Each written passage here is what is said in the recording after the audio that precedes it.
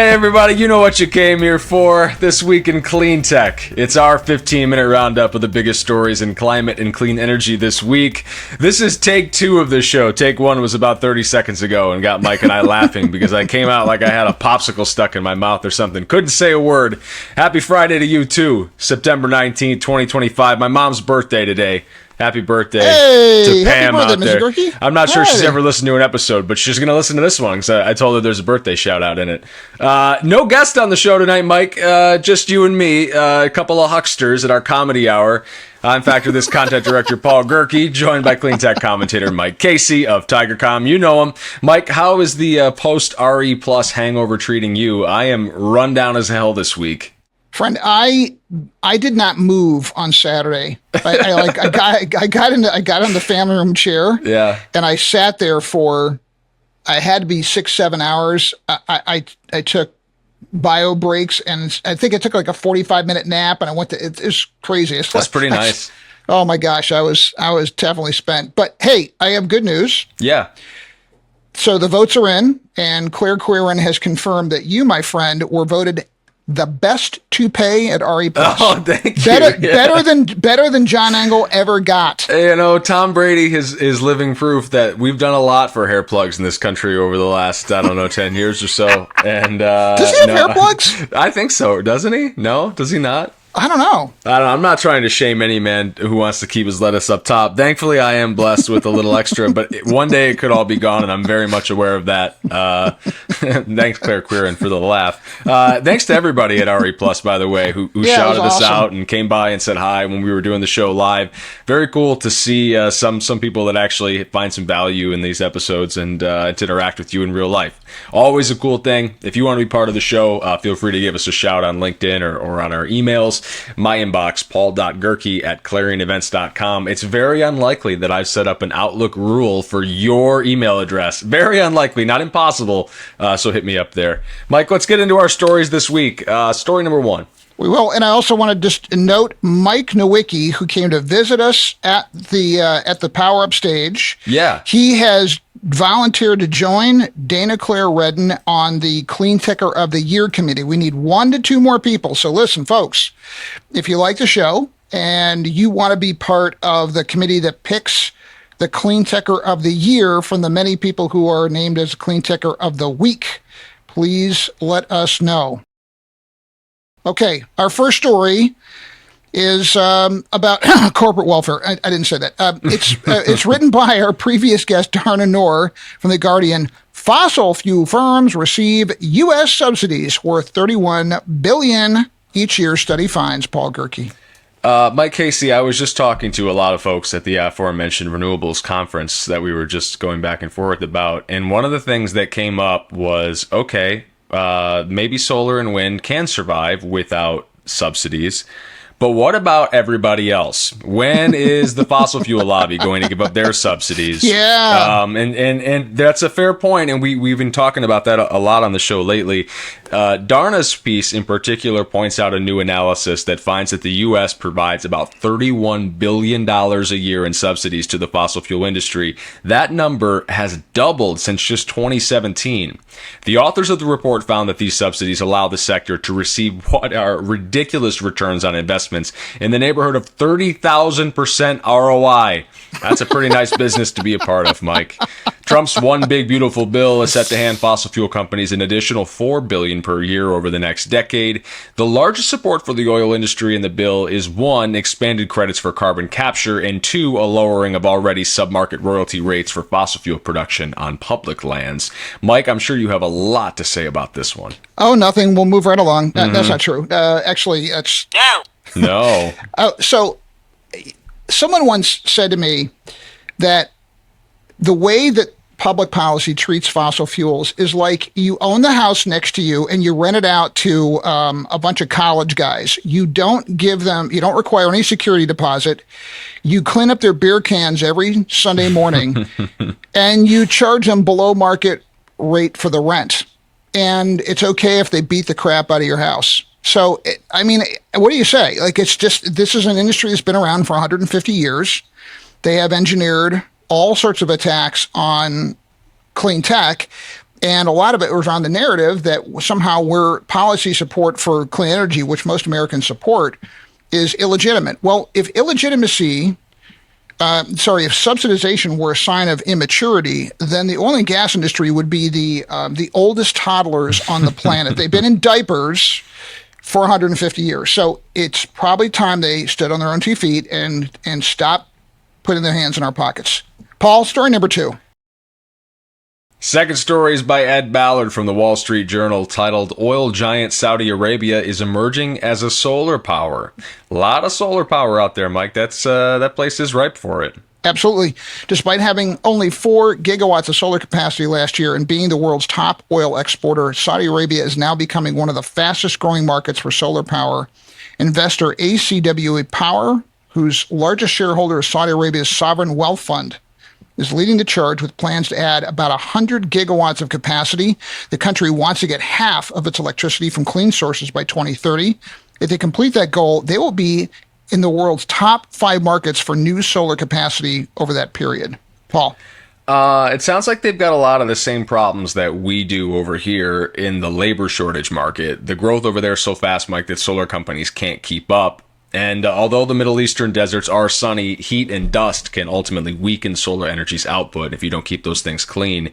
However, Saudi burns more oil to generate than just about anybody, about 1/3 of its electricity, which means it skips out on about $20 billion worth of oil exports annually at current prices. Solar power can free their oil for export instead of needing to use it for their own electricity, so pretty smart business practice here.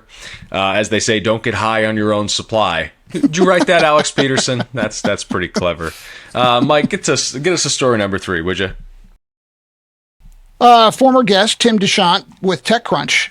Rodatherm Energy wants to make geothermal more efficient, but will it be cheaper? I think this is a very cool new tech story. Rodatherm, wasn't that one of Godzilla's enemies? I think it was Mothra, and then I think Rodatherm was next. No, it's a geothermal startup if you haven't heard of them. They've emerged from stealth recently, raised $38 million in Series A funding, planning to build a pilot system out in Utah, another area that we recognize as ripe for geothermal relatively recently. Capacity of 1.8 megawatts in that pilot project. The company has developed a closed-loop geothermal system. It takes a novel approach, using refrigerants instead of water to transport heat from deep within the earth.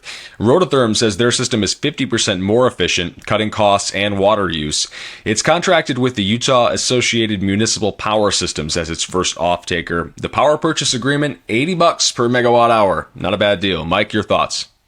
Last year was especially good for geothermal. We've covered Fervo Energy a few times. They've raised $244 million in February for their enhanced geothermal systems, and in June they raised another $206 million to add 400 megawatts to its Cape Station power plant.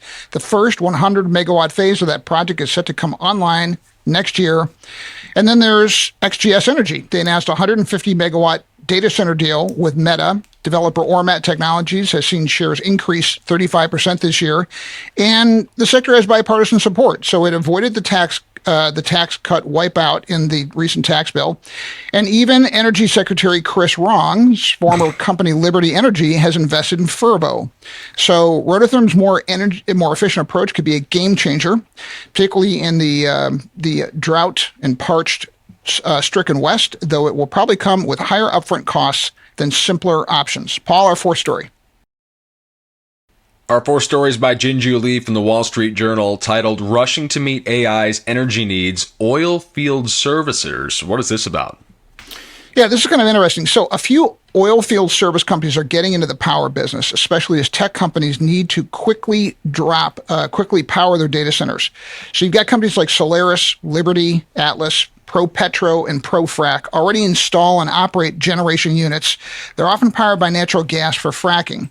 But these companies plan to use smaller, modular equipment that's off-grid at first, meaning they can access electricity more quickly. These units could be plugged directly into data centers and use natural gas, usually sourced from a pipeline nearby, as fuel.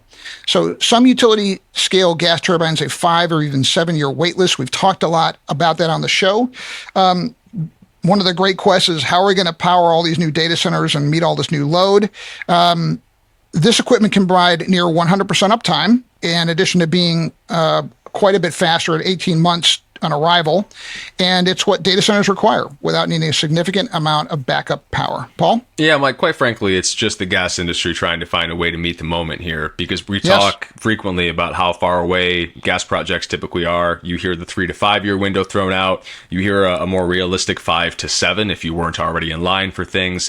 Now, there are risks to this new technology, though. Data centers may use these off-grid units initially and then ditch them for grid connection once they finally get a source of interconnect or cleaner sources of energy. The units might not be the cheapest option in the long run either, since they have higher fuel costs and frequent replacement schedules. If the equipment is simple to build and easy to get, companies won't have much of an advantage over competitors. Companies that can show real data center contracts could be a low-cost way for investors to bet on rising data center demand. We do have a fifth story this week since we couldn't book a guest. Story number 5. You know what? It's on me this week. I think I scared everyone away at RE+. I was too friendly with the industry, and they're like, we're going to take a week off from those weirdos. Story 5, Mike. Okay, former This Week in Cleantech guest Matthew Zeitlin from Heatmap. The Fed is cutting again, and that's good for renewables, but maybe not good enough. Yeah, the wife let me know about the Federal Reserve dropping rates, Mike. She was like, hey, refinance time? And I'm like, I'm not the guy to ask. Go ahead. What was in this piece, though? So this is kind of cool. The Federal Reserve announced on Wednesday that it will cut the federal funds rate by 0.25 percentage points, bringing it down to between 4 and 4.25. This cut may provide some relief to renewable developers and investors who need to be careful with financing costs. Solar and wind projects are heavily affected by interest rates because some of their costs are upfront with little ongoing operating expense since their fuel is free. And Wood Mackenzie estimated that when interest rates rise by 2%, the levelized cost of electricity for renewables rises 20% compared to 11% for a gas-fired power plant, which has operating costs that are higher but borrows less. Okay, so rates going down 0.25 percentage point is great, but it's not a panacea, right? So developers still worried about how they're going to qualify for clean energy tax credits. A lot rushing to safe harbor right now, as we learned in our conversations out in Vegas last week, trying to navigate pushback from the current administration that is, as the wind blows sometimes, quite literally. The industry, hopeful, I think, as a whole, though, that rates will continue to come down, as is this homeowner. The Fed tends to only want to lower rates in the right context, though. Higher employment, lower inflation. And we are currently in what I heard someone aptly describe recently as a quiet recession, in so much that we're not talking about it, especially at the federal level, going as far as maybe hiding some statistics to say how bad things really are. But I think I certainly feel it.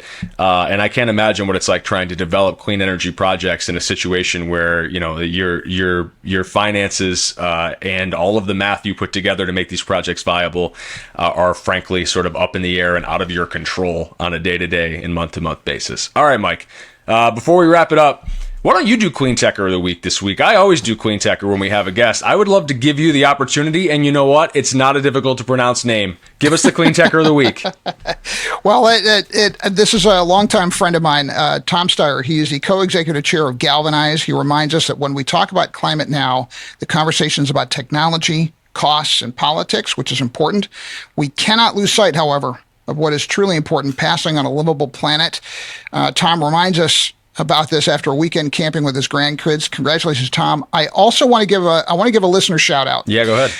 We have the first This Week in Cleantech listener, who is our first listener, Erin Petrie. She is running for Congress in Kentucky. No kidding. How badass is that? Wow. Someone listens to our show that is running for like a legitimate office somewhere. That's kind of scary. We are poisoning the electorate with our opinions. No, that's very cool. Good luck out there, I think. I don't know anything about the race or about you, listener, but I'm pulling for you. Yeah, and to be clear, we're not endorsing. Yeah. We're just noting that she's our first listener, and we note that she's running for office. She is the only person who's running on a platform that includes alternative energy for Kentucky. And I will also say that I'm hoping that we don't have a merger get us both fired because the FCC harshes on us. I'm a former Nexstar employee, so I know how that place can be, and don't even get me started. Aren't we close to that 15 minutes that we advertised for? Oh, so we are. For the first time ever, I'm going to adhere to it. What do you know? Hey, I'm going to give a shout out this week to all the people that make this show possible that aren't me and Mike. It's Brian Mendez, it's Alex Peterson, it's Claire Queer and behind the scenes. You guys are the meat and the bones behind all of this. We're just the window dressing. Subscribe, give us feedback, do whatever it is the kids do on social media with the podcast they enjoy listening to, and we'll catch you next week. Same time, same place. You can see the YouTube version of this, which is just Mike and I sitting and stammering in front of our computers on YouTube, which is included in the Factor This post on factorthis.com.